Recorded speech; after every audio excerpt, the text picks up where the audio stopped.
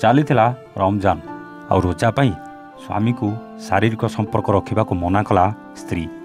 सेपटे आउ जड़े सांगर भी थिला समान अवस्था। सांगर प्रेमिका भी से रोजा पाई संपर्क रखा मना कर देथिला। निजर यौन भोक मेटेबा दुई सांग कले एमिति एक प्लान। आउ मात्र 13 वर्षर गोटे छुआ को गाँ मझिरू उठे नहीं दुष्कर्म कर चलिले एई दुई यौन राक्षस। 13 वर्षर छुआ केते बा सही था ये राक्षस मानक यौन अत्याचार। मते छाड़ी दियो चित्कार कर चलता किंतु किछि भी फरक पड़ुनथला ए यौन राक्षस मानक। आउ निजर यौन भोक मेटे सारिबा परे रसी रे गला को चिपी मारिदे कूअरे फिंगी देथिले निरीह छुआटी।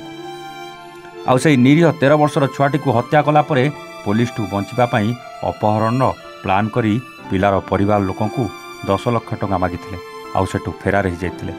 परिवार लोके भाबिथिले कि तांको छुआ को पैसा पाई कि अपहरण करिछि, किंतु तांको परिवार लोकं को जणा नथिला तांकर ए 13 वर्षर छुआ सहित कोन घटी जाइछि। परिवार लोके डेरी न करी पहुंची जाइथिले पुलिस पाखरे। एथिपाई जड़े महिला पुलिस को दायित्व दिया जाइथिला।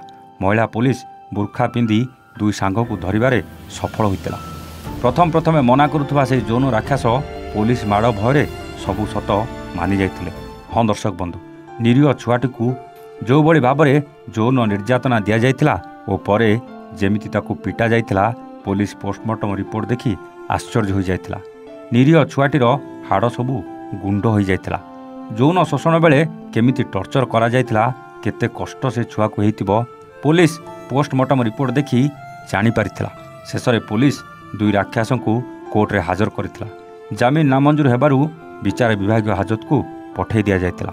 एमिति एक घटना कानपुर उत्तर प्रदेश रे घटिबा बेले एमिति यौन राक्षसों को केमिति दंड मिलिबा दरकार। Bureau report A1 Odia.